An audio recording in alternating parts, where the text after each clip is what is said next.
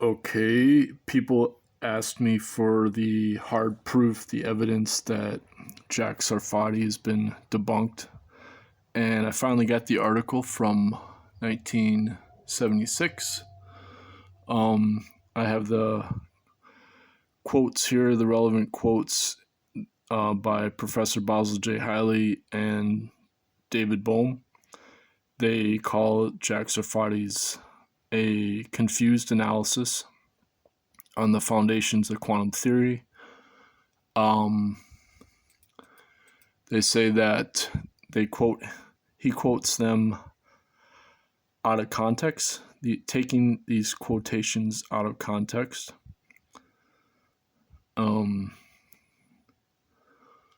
And that we see no justification for Sarfatti's claim. And finally, our most serious criticism is that he's taken parts of two basically incompatible interpretations in an effort to justify his speculations. So if you read the paper, basically they're saying he's trying to impose a classical view onto the quantum analysis that they've provided. And this is the source of the article. And so that has not changed. That's the same. He has the same this model that he's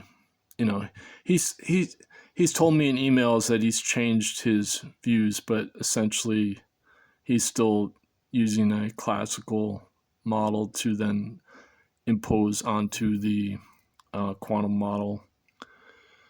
So, and of course, Basil J. Hiley says that the David Bohm model is noncommutativity. If you really want to understand David Bohm, you have to realize that the foundation of quantum physics is noncommutativity, and therefore there's no need to use a wave function, and that there's no need to have a collapse of the wave function, and that the noncommutativity can go into the macro scale for quantum biology as a quantum coherence through noncommutativity.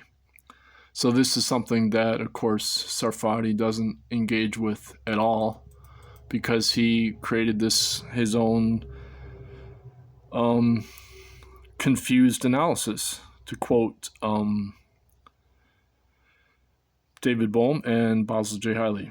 So thank you very much. Oh, and the other question is, how is this related to anti-gravity?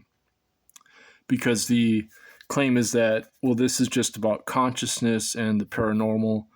But in fact, again, if you study Basil J. Hiley and David Bohm, they're talking about the foundation of reality as an active information that's also a negative entropy as anti-gravity. And that's why Basil J. Hiley is doing weak measurement experiments with Robert Flack at University College London, or University College, I think maybe it's at Birkbeck, I guess, I don't know.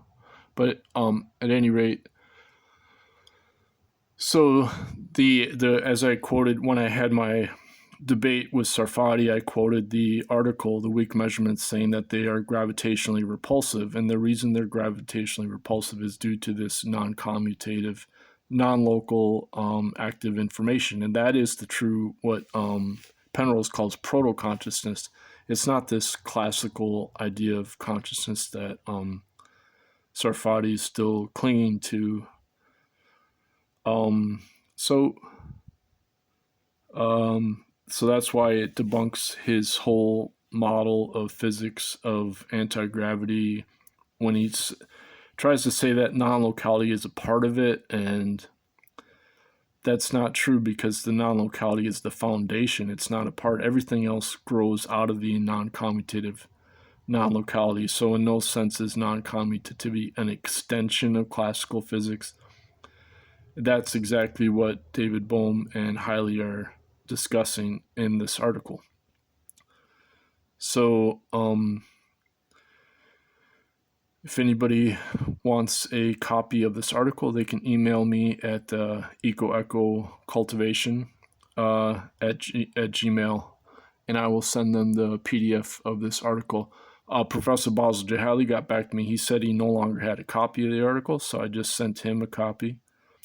And Basil J is supposed to be coming out with a new article on noncommutativity also. So hopefully we'll be seeing that soon.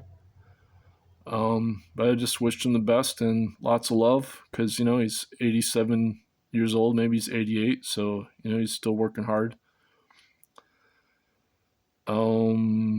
And obviously, Jack Sarfatti and Basil J. Hiley, they still see each other. Jack said they still see each other, so they're still collegial. But this analysis hasn't changed, because this is the same. If you study Jack's work, it's based on the same classical ideas trying to be imposed, which he now gets from Sutherland, and it's not the foundation that's non-commutative. So that's what this article goes into in detail about the Bohmian model being different than the other quantum models.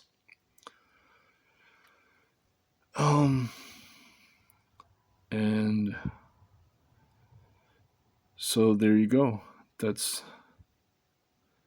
I urge people to study this article, or just to study Basil J. Hiley more, because he's proven that David Bohm was actually relying on non-commutativity, even though Bohm didn't call it that at first. So Basil J. Hiley, he's figured that out.